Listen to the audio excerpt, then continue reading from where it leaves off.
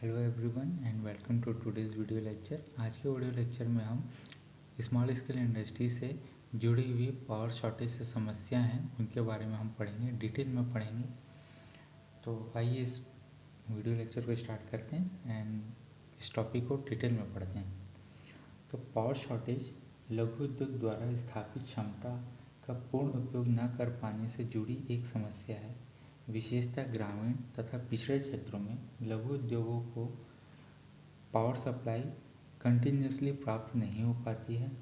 इसके अतिरिक्त लघु उद्योग पावर के अल्टरनेटिव रिसोर्स का उपयोग करने में असमर्थ होते हैं। इसका उनकी प्रोडक्शन पर विपरीत प्रभाव पड़ता है। पावर प्रोडक्शन का एक इम्पॉर्टेंट रिसोर्स है। इसकी नियमित तथा निरंतर या फिर कंटिन्यूस सप्लाई के बिना यूनिट्स सफलतापूर्वक प्रोग्रेस नहीं कर सकती। कभी कभी पावर शॉर्टेज की जो ड्यूरेशन है 4 से 6 घंटे तक की होती है। ऐसे सिचुएशन में एंटरप्रेन्योर को ऐसा कार्य खोजने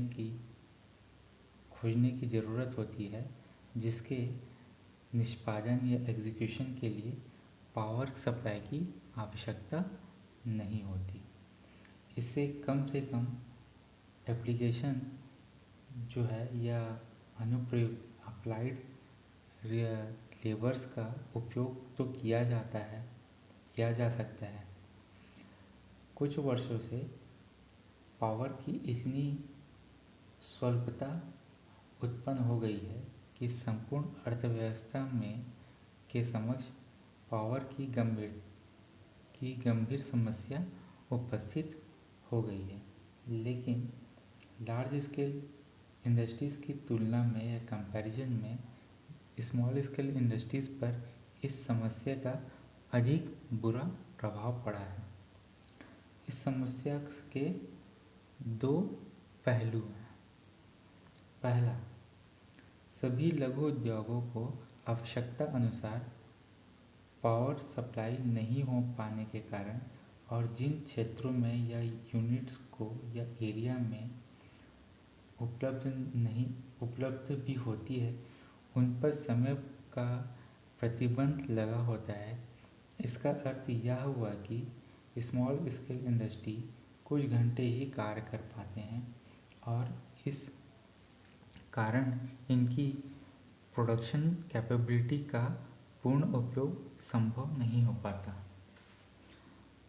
दूसरा, लार्ज स्केल इंडस्ट्री के समान स्मॉल स्केल इंडस्ट्री के पावर की अल्टरनेटिव रिसोर्सेज की अरेंजमेंट करने में असमर्थ रहते हैं, जिस कारण थर्मल पावर की सप्लाई की स्थापना करना तथा डीजल द्वारा चलित जनरेटर की स्थापना करना आदि है। इसका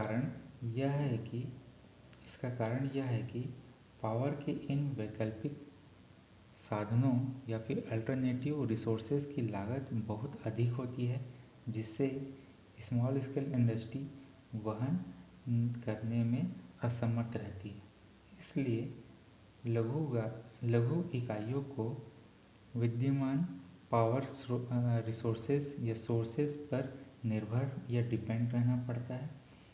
उपरोक्त के अतिरिक्त हीटिंग प्रोसेस को दोबारा इलेक्ट्रिकल सप्लाई होने के बाद पुनः नए सिरे से करना होता है।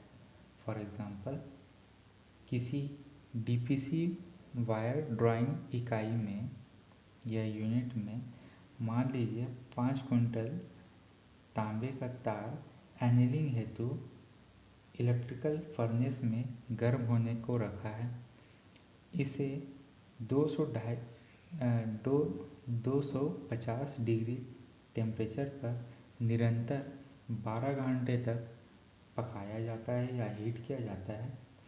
इस प्रोसेस के शुरू होने के 6 घंटे बाद यदि पावर शॉर्टेज हो जाए, अतः तथा पुनः पूर्ति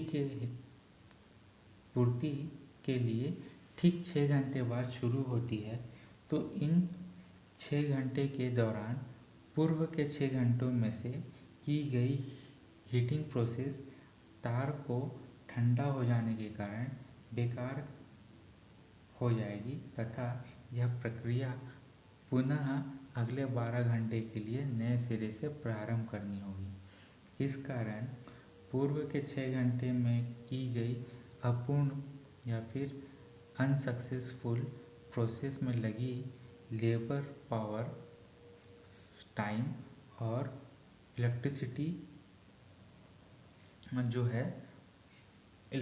सप्लाई जो है वो नुकसान के लिए उस पावर सप्लाई के लिए नुकसान जो है एंटरप्रेन्योर को उठाना पड़ेगा।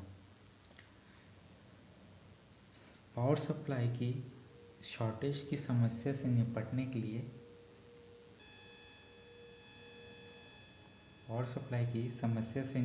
के लिए गवर्नमेंट एंटरप्रेन्योर को पावर जनरेटर का उपयोग करने को प्रोत्साहन देती है।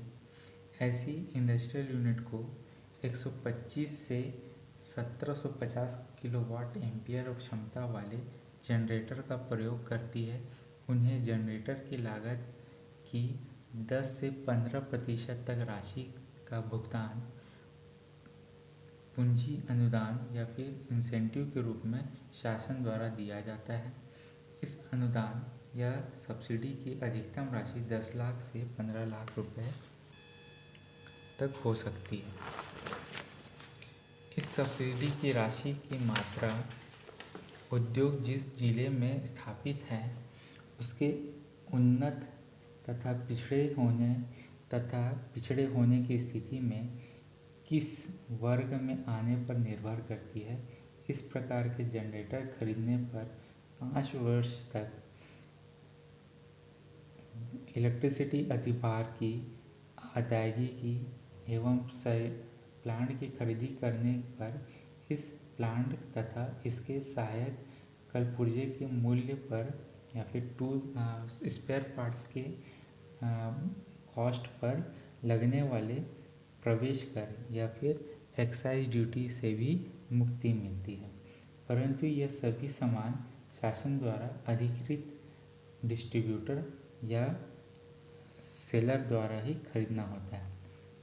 इस प्रकार के जनरेटिंग सेट खरीदने के पूर्व जिला उद्योग केंद्र या फिर डिस्ट्रिक्ट इंडस्ट्रियल सेंटर के डायरेक्टर से सेट के मैन्युफैक्चरिंग कंपनी एवं उनकी कैपेबिलिटी के संबंध में आवश्यक स्वीकृति प्राप्त कर लेनी चाहिए। यह सब्सिडी जनरेटिंग सेट के स्थापित होने तथा उसके द्वारा इलेक्ट्रिसिटी प्रोडक्शन का कार्य आरंभ होने के बाद ही दिया जाता है। इस संबंध में पात्रता एलिजिबिलिटी के दावे संबंधित जिला उद्योग केंद्र या फिर डिस्ट्रिक्ट इंडस्ट्रियल सेंटर के डायरेक्टर को प्रस्तुत किए जाने चाहिए।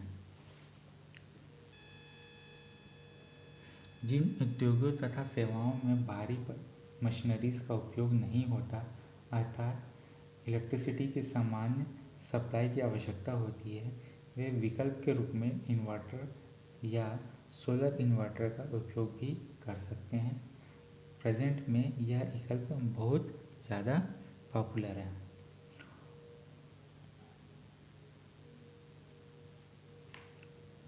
ऊपर दिए हुए अल्टरनेटिव वेव में के अतिरिक्त सामान्य मौसम वाले मंथ में जब बहुत अधिक सर्दी अथवा गर्मी नहीं पड़ती में कुछ घंटों के लिए आवासीय विद्युत आपूर्ति को रोककर उद्योगों को उपलब्ध कराया जा सकता है।